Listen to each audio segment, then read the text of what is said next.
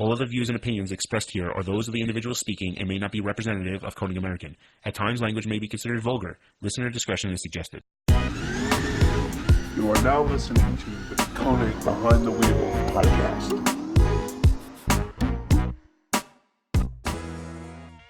Are live. What's up, guys? Welcome back to another Wheel Wednesday podcast. I'm Nick. This is Scott. What's up? And today we are going to be talking about the new wheels for 2020. Yeah, we're getting a lot of questions about it. So we're going to try to run through, not necessarily specifically about the wheels, but what we will. You know what? Before we start, if you don't mind and you're still watching right now, if you could throw us a thumbs up, maybe subscribe to our channel. It only took us about 25 of them to remember to say that in the beginning. So like 75% of the people that watch our videos, they are not subscribed. So if you wouldn't mind, go ahead and it's down there. Give us a subscribe. Just click that red button. If you want to do a bell, that's cool. We appreciate it. But, we have some things coming up after the first of the year, some things like giveaways and stuff like that. So we may exclusively announce them on the podcast. So this might be one of those things. You may want to go ahead and, just check them out. Yeah. So before we get into so other things are that we have some content we put up. Last week we put up a car walk around with Farouk. We did the car walk around with Farouk Kawai, which was, I think that was pretty cool. Kind of sucks that his car caught fire after the fact. If you didn't see it, go check it out. Scott was interviewing him during the walk around and talking about the fire suppression system, and it just so happened that at the end of that week, because we shot it at SEMA, at SEMA Ignited, his car caught fire. At SEMA Ignited, his car ignited. So that is up. We do a car walk around of Farouk's essentially E92 M3, and we did that at SEMA. In the Borg Warner booth. So definitely go check that out. It was really cool. Yeah, it was pretty funny, and we talked a lot about the car, and when Nick rolled in some good clips and footage, and Hoonigan gave us some stuff to use. So, and Farouk's team donated some stuff. So we put together. It's pretty funny. Also, since we're talking about SEMA, if you haven't seen our SEMA vlog yet, go check that out. But yeah, let's get back into... Let's get back to new wheels for 2020. Yeah, so we've been getting a lot of questions about the new wheels, and we're not going to get into specifically each wheel model, specs, etc., but we are going to run through a few questions that we've been getting that relate to when are the new wheels coming, right? So one thing we should let you know is we were just talking about this. Stay tuned right after the first of the year. I think the first one will go up on the 8th. Yeah, that's the first is a Wednesday, so we will have a podcast on. There'll be a podcast, the following week will be the 8th.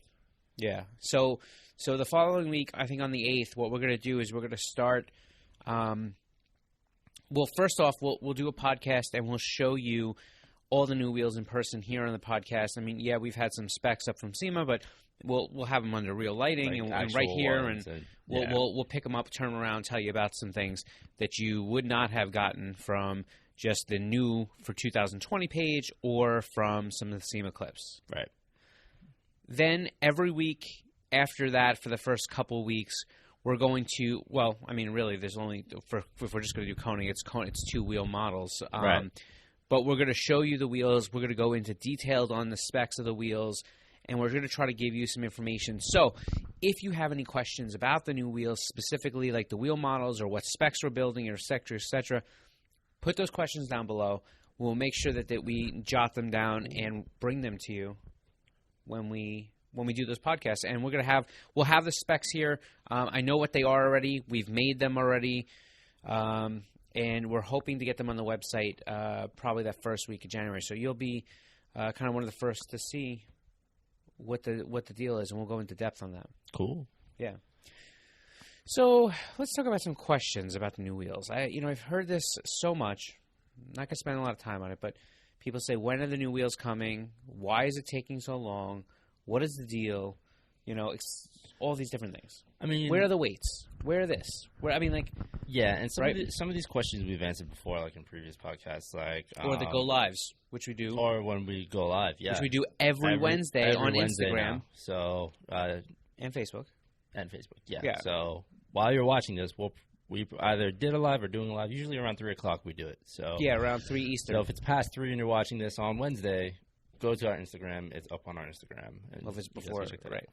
So yeah, I mean, so make sure that if you have any questions or anything you want to talk to us about, we answer pretty much everything.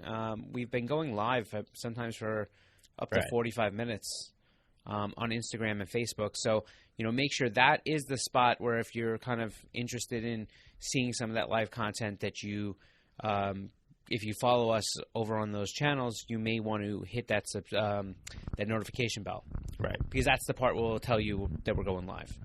So, so that's happening. So one of the biggest questions we're getting right now is, when are the new wheels coming out? Right. We answered it a lot.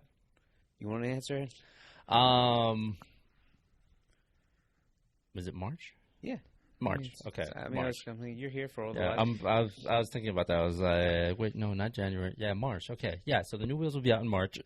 Yeah, I mean, so right now a lot of them are slated for March, and that date may get pushed around a little bit. So now March, is that when they're going to be available at retailers, or is that when we're shipping them out to retailers, or how is that hopefully working? Both. Cool. Now, the new Hypergram finish is an exception to this, and that will be out early February.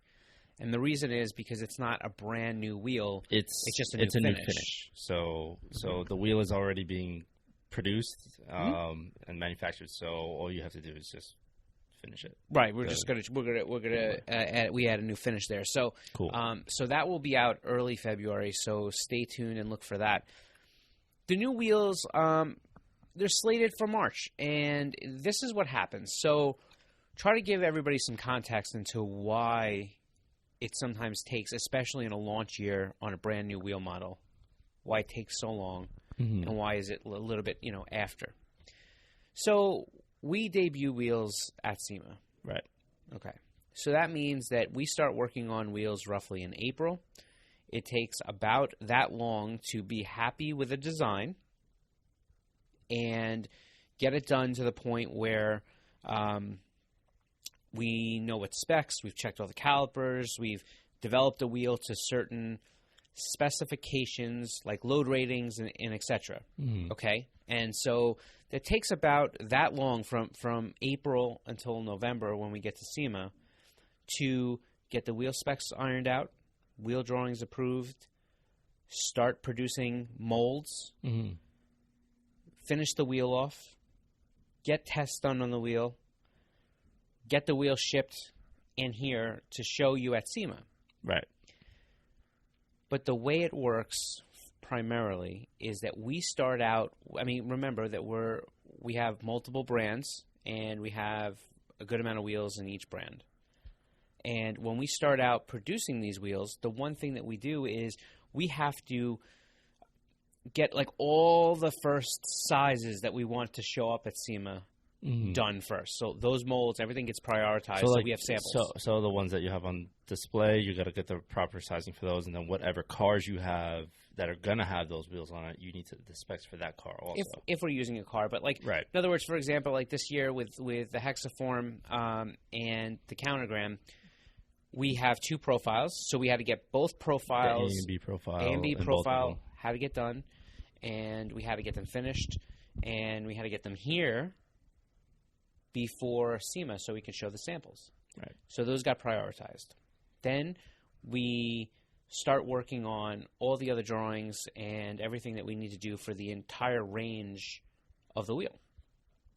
And that takes time, primarily because it's easy to draw a wheel. But when you start talking about the details of a wheel or some of the things that may come into checking all the calipers for all the brakes and coming up with all the offsets and tweaking things and adjusting things. And there's a lot of back and forth. Yeah, because you have to make sure that wheel will fit on multiple cars, not just at different offsets different widths. Can the wheel go that range? And every wheel has a certain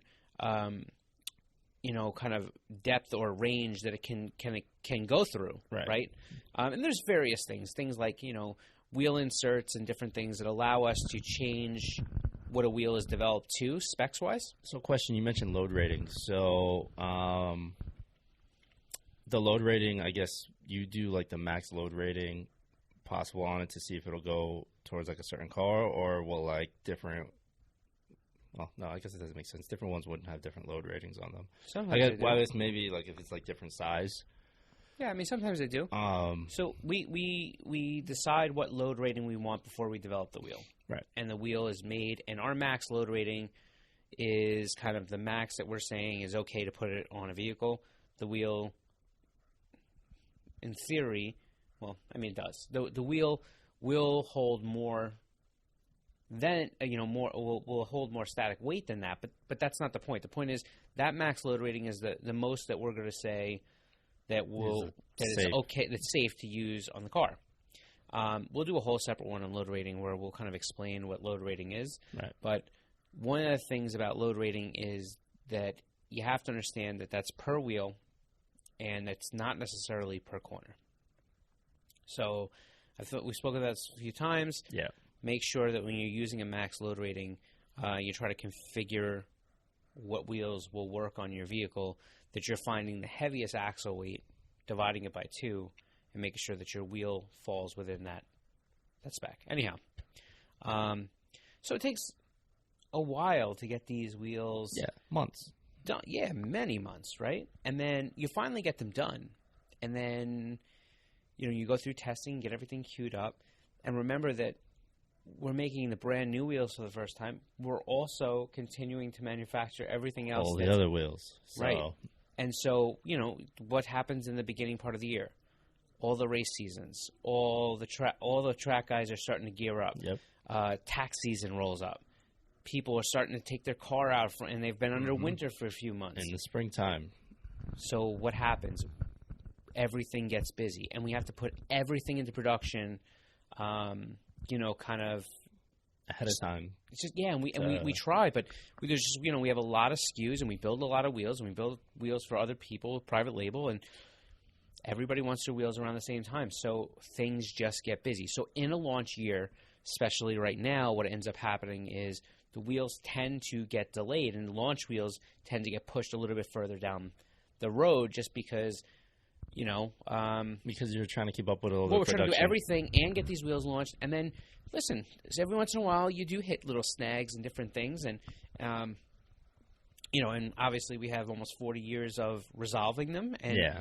And it's not hard. It's just, but sometimes, if something comes up, we need to address it. And it pushes, it may delay production on a brand new wheel.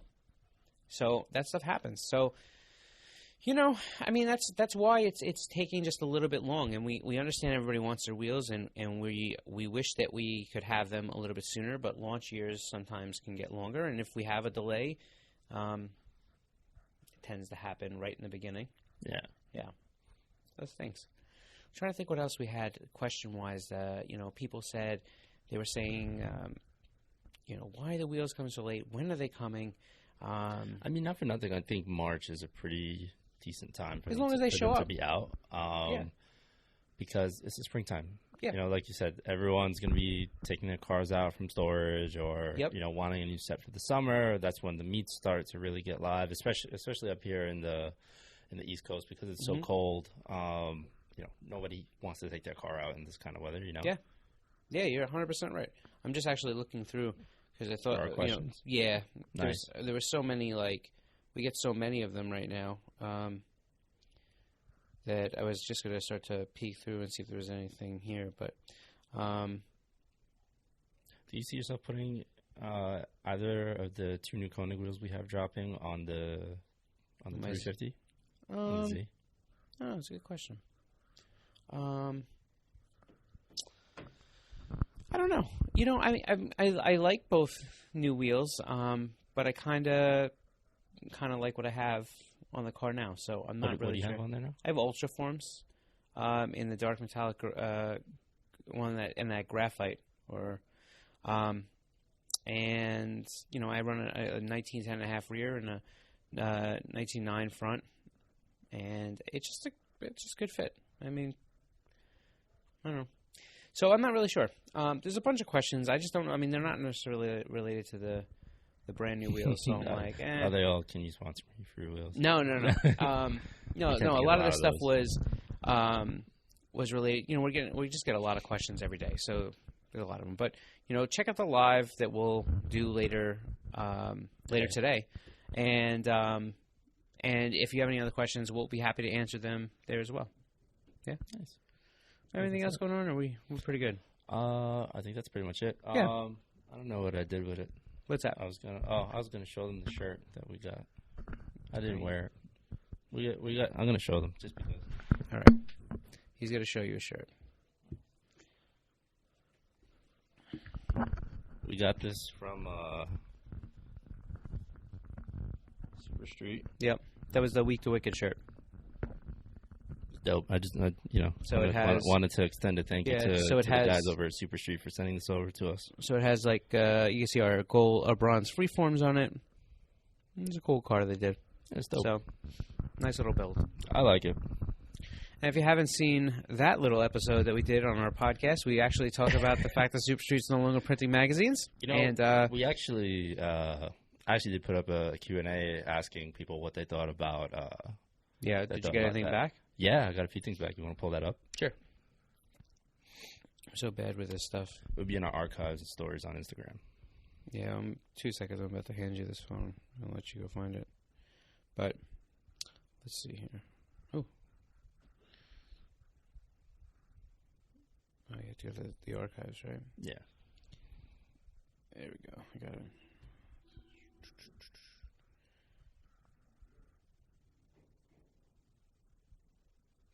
This one. Let's see. This is relation. So set up the question again. I forgot what the question was. It was the question about I was asking people how they feel about how they felt about print and if they think it's really dead and the whole thing that was going on with Yeah, so some of these are comments and there are some things and I've seen a couple go up on our video as well. So here's what I would say, and again, this is my own personal opinion. We saw a D-Sport comment. Obviously, I mentioned in that video they're still producing a magazine. There are people still producing magazines. I'm not saying print is dead as far as it shouldn't ever be done. It's not. Yeah. It's not me passing judgment on what I think. I'm just telling what I feel is the main consumable, and right. It's not primarily print. I mean, and full disclaimer, which we put at the beginning of every single one of these videos, yep. is these are our personal opinions sure. and not Koenig's opinions. So. Right. Yeah, exactly. So, some people are saying like there'll always be I know Dustin he's 93 Panama del Sol. There'll always be a place for print as long as the automotive industry is alive and kicking. I don't know that I agree with that. I think I kind of do. I feel like print still kind of has its place in a way. Although social media and YouTube and video content is really taking over, I think there are still certain things that print still has a place for. Here's my problem with it. My problem with it is not that I think you're wrong. My problem with it is that I really haven't seen a lot of books come up with unique content that is only in their magazine and exclusive stuff. Yeah, and I think that's very difficult. You have a lot of subjects and a lot of things, and it takes a lot of time, and you put a book out months before it ever hits the newsstand. I'm not saying that doesn't happen. I'm sure that D-Sport does plenty of that, and I know Grassroots and S3, and PASMA. I'm sure that they all do that, but I guess what I'm saying is until you figure out a way to make the content in those books extremely exclusive to just those books, the incentive for a user to pick it up has to not be covered anywhere. I think that's something that's going to be very difficult to continue with or to do. So you don't feel like there are any other incentives that... I mean, I guess that would be it's a novelty item, and we are in a niche industry, so I will say that I think there's that going for it. Oh, definitely. I just think it comes down to, I think people are fighting kind of natural behavior. Like, when was the last time you really got excited to read the news from a newspaper? right? Like I don't know that I feel that that's super offensive. Well, to be fair, I never got excited to read the news from a newspaper, but that's the point. You're 24, right? Yeah. Okay. So the point of that matter is that naturally for you, it's not instinctive to read a newspaper. So it's not going to get. It's not going to me through my phone. So right, and so what's going to happen is it's not going to come full circle, and all of a sudden the kids that are coming up 5 years, 10 years behind you are not going to be like, you know what, I better pick up the newspaper now. It's not going to happen. The further we go down this road, the worse it's going to be. Yeah. So I'm not fighting with people whether I think print is cool or not. I'm just saying. Somebody else replied back, Bentley Coop, print is cool, however, social media really killed it. I would disagree with that as well. I would say, again, my personal opinion, I would say social media did nothing to it. People's natural behavior changed. And people will argue and say, well, if social media hadn't been invented. It changed because social media. Okay. But if the telephone hadn't been invented, well, then we would still be using smoke signals and telegraphs. It's a very difficult thing to say what if we hadn't, stuff like that. It is the way it is. I mean, if television hadn't been invented, radio would probably still be doing a great job. Yeah, pretty valid point. Right. Let's see. Yes, there is. There seems to be a lot of talent and creative minds behind the lens these days. You know, this is coming from Iron Grip Photography. I agree with you. I mean, I think that there is... What is this comment? So he basically said, that he thinks that there is... the print is still relevant because there's a lot of natural talent coming from behind the lens. I think he's referring to the photography end of it. Right. I agree with him. But I think that those photographers and some of the... listen, you have guys like Luke Munell, and you have guys, like Larry Chen and some of the other automotive photographers that have had long careers they produce some of the best material out there. Chad Burdett and a bunch of other guys. And the thing is, it's not that their talent's going to go away, but the media that they're producing is going to be seen in other places. Right. And that's my whole point. And I understand people are going to disagree with that. And great. Like, it's a cool conversation. Like, I think we should continue to have it.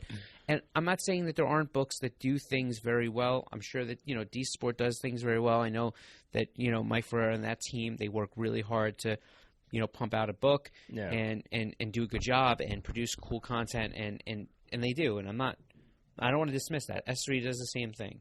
I'm just saying that at some point,